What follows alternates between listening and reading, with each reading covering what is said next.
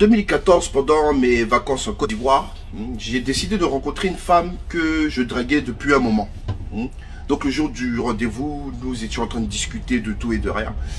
Et elle me proposa à ce qu'on puisse aller faire 2 jours dans un hôtel luxueux d'Abidjan. Chose que j'ai acceptée. Donc le jour J, nous arrivâmes devant cet hôtel. Et au moment de rentrer à la réception, elle me dit: non chérie, attends-moi ici, donne-moi l'argent, je vais aller réserver toute seule. Et je lui dis: mais pourquoi? Elle me dit: non, parce que tu sais, les réceptionnistes ont tendance à augmenter les tarifs des chambres quand ils voient les benguistes ou bien les étrangers. Donc je fais: ah oui. Je dis: c'est vrai, mais t'es intelligente, hein, ma chérie. Donc je lui dis: ok. Donc la chambre fait combien la nuit? Elle me dit: non, c'est 100 000 francs CFA. Donc comme on était censé faire 2 jours, je lui donne 200 000 francs CFA. Elle rentre, elle va réserver, elle revient. Elle me dit: ah chérie, c'est bon, on peut rentrer, j'ai réservé.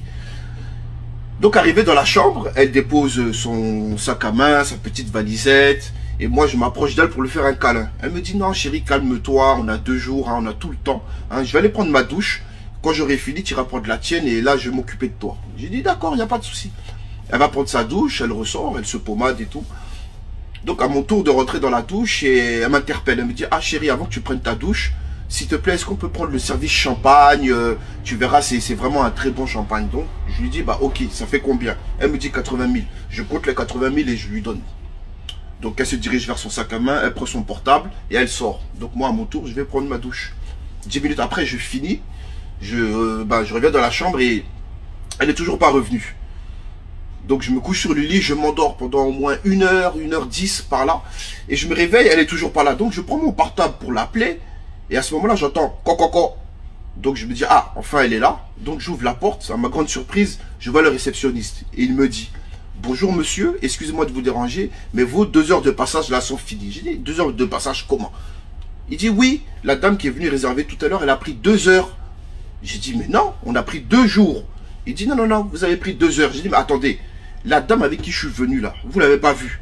Il me dit: si, si, elle est passée devant moi tout à l'heure et elle m'a dit au revoir. Et elle a pris un taxi. Je dis: pardon? Je dis: mais ses affaires sont là. Donc je regarde dans le sac à main. Le sac à main est vide. Je prends la valisette qui était un peu lourde. J'ouvre à l'intérieur. Qu'est-ce qu'il y a? Igname.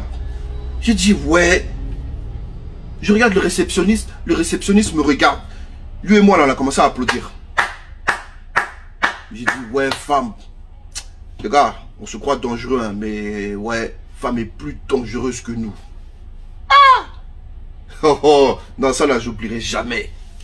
Putain, elle m'a eu comme un facochère même. En 2014,